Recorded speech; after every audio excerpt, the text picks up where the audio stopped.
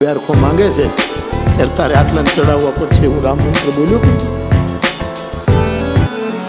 રામ મંત્રમાં ક્યારેય એવું જગતમાં ક્યાંય સાંભળ્યું છે કે તમે આટલું તર્પણ કરો, તમે આટલી વખત સ્નાન કરો, તમે આવા આસન ઉપર બેસો, આવી જ રીતે આટલી આ આંગળીએ ફેરવો, જમણે હાથે ફેરવો. તુલસીદાસજી તો કહે ઉલટા સુલટા બેવીએ.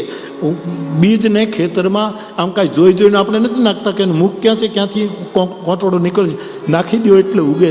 એમ રામનું નામ કોઈ પણ રીતે લો, ઉગે. ઉલ્ટા સુલટા બોઈએ જો ખેતો મેં બીજ. ગોસ્વામી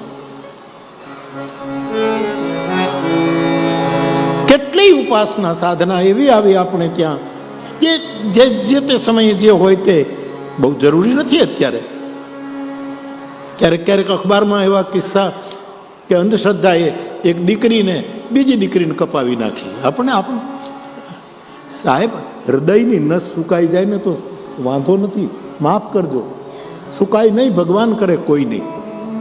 પણ હૃદયની નસ સુકાય તો એટલી હાનિ નથી, પણ સંવેદનાની નસ જદી કપાઈ ગઈ, ધોરી નસ એ સંવેદના છે. માણસ સંવેદના શૂન્ય થતો જાય પાછો ધર્મને નામે. અને હાથ ચડાવો, અને હાથ ચડાવો. થંભી દાજો યો તલવારિયા. વિનોબાજી માટે લખ્યું.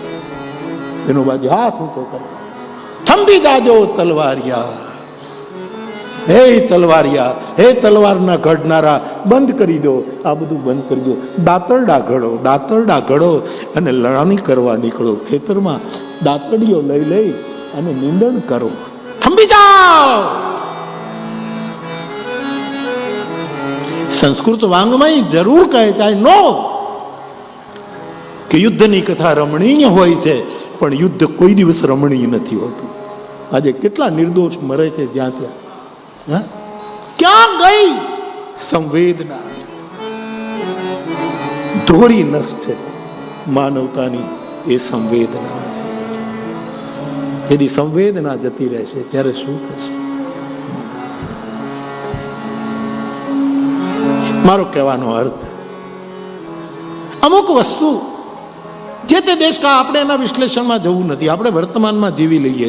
અત્યારે શું જો સનાતન ધર્મના પંચ પ્રાણ છે. જેમ મારું તમારું શરીર, એમાં 5 તત્વ હોય, પૃથ્વી જલ આકાશ વાયુ આદિ આદિ, તો આપણું બોડી હોય, જે વિજ્ઞાન પણ સ્વીકારે.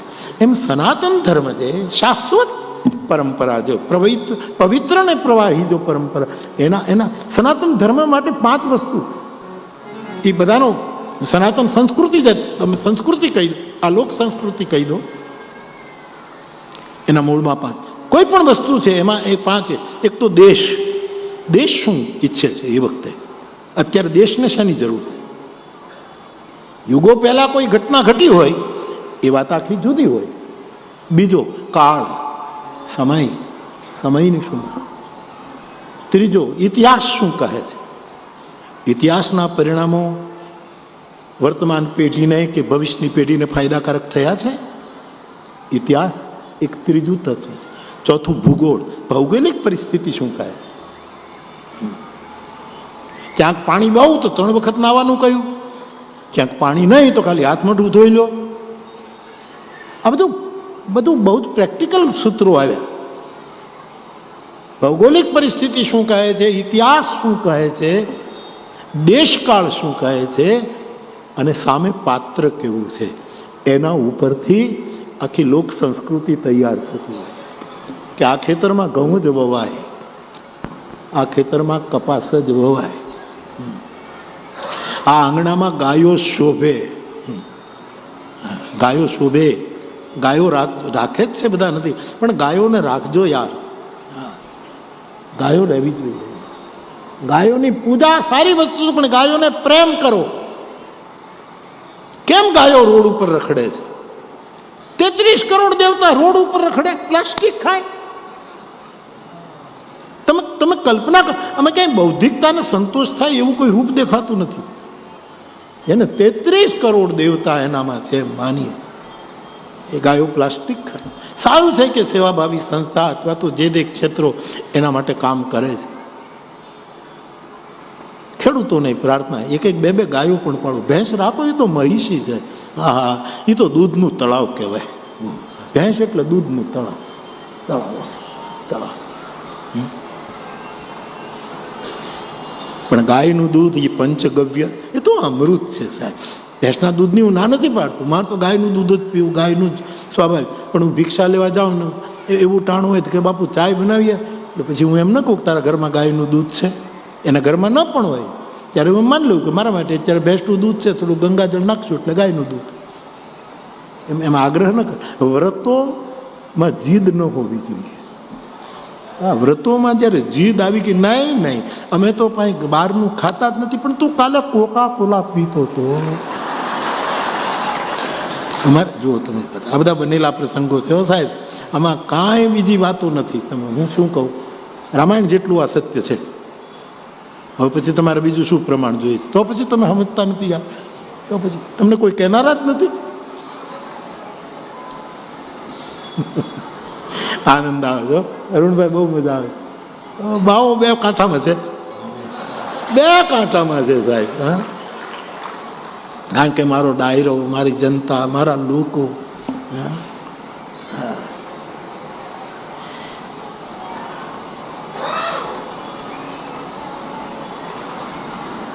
શું કહેતો હતો? હજી છે કોકા-કોલા? તે દિલા કેટલા દિવસો પહેલા પીધી, જવા દે. અમારા ઘરે એક વૈષ્ણવ પરિવાર આવ્યો, હું ઓળખું. મેં કીધું આ પધારો પધારો પધારો. સ્વાભાવિક ચાય પાણીનો આગ્રહ કર્યો તો નહીં બાપુ નહીં. મેં કીધું કે ગાયો રાખીએ છીએ તો ગાયનું દૂધ નહીં, ગાયનું દૂધ છાશ. કીધું કેમ કાંઈ તમે ન લો? તો કે અમે બહારનું લેતા જ નથી. આ બહારનું છે. હવે એને વ્રત હશે, હવે એને મારા ઉપર પ્રભાવ પાડવો છે કે અમે કંઈ બહારનું લેતા જ નથી. જે હોય તો ભગવાન જાણે. ને મારે પછી એમાં વધારે આપણે બીજું કરવાનું છે. ઠીક, કંઈ ન લે તો ન લે. અમારા મહાત્માઓ બહુ આવે ને, તોફાની મહાત્માઓ બહુ આવે. મહેશદાન બાપુ તોફાની, આશ્રમો જે સ્થાનમાનની બેઠે છે ને બહુ અનુભવે, તોફાની બહુ આવે. ભયંકર મહાત્મા છે ને 5 પ્રકારના હોય. તમને જો તમને કહી દો, તમે ઓળખી લો. એટલે અમુક મહાત્મા હોય ને સાહેબ, એ તોફાની હોય.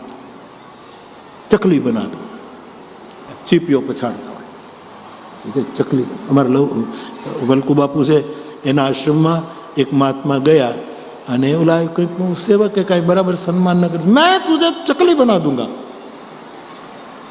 પેલા કીધું બાપુ બનાવી શકો તમે તો ગમે તે કરી શકો, પણ હું નર જાતિ છું, મને ચકલો બનાવજો. આ બનેલી કીધું લવકુ બાપુ કહે ત્યારે બહુ, વલકુ બાપુ બહુ સરસ રીતે એવું વ્યક્તિ પ્રસ્તુતિ કરે. તો ઘણા મહાત્મા અમારા રામાયણમાં 5 પ્રકારના મહાત્મા લો ને. તો રામાયણમાં માલ કાઢું, રામાયણમાં મારે તો ખાનું જ ખોલવાનું ને. આ ખાનામાં ત્યાં નીકળે, આ ખાનામાં ત્યાં નીકળે, આ ખાનામાં ત્યાં નીકળે.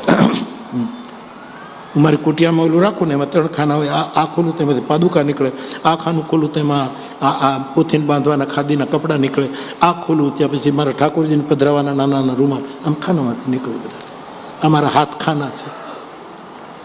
બાલકાંડ ખોલું તો આ નીકળે, અયોધ્યા કાંડ ખોલું તો આ નીકળે, એવું બધું આપણું છે.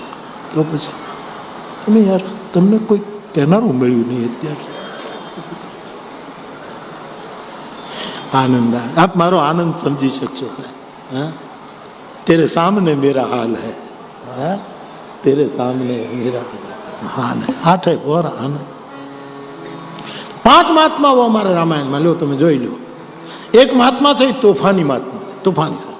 પહેલી વાત તો હું એમાં વિનોદમાં કરું છું. ઘણા મહાત્મા બહુ ખીજાય. અમારે ત્યાં આવે કંઈક 100 રૂપિયા, બાપુ લો જમી લો, અને શિયાળો ધાબળો આપો, ધાબળો નહીં,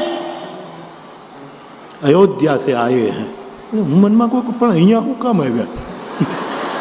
મોક્ષ સુધીની ત્યાં વ્યવસ્થા છે કે ત્યાં પડ્યા રહીએ તો મુક્તિ મળે એવું શાસ્ત્રો કહે. તો તમારે અહીંયા આવવાની અવધ જાના હૈ. 500 રૂપિયા તોય ગુસ્સો કરે. બહુ કરે ને પછી હું શાંતિથી કહું તો બાપુ પ્રણામ.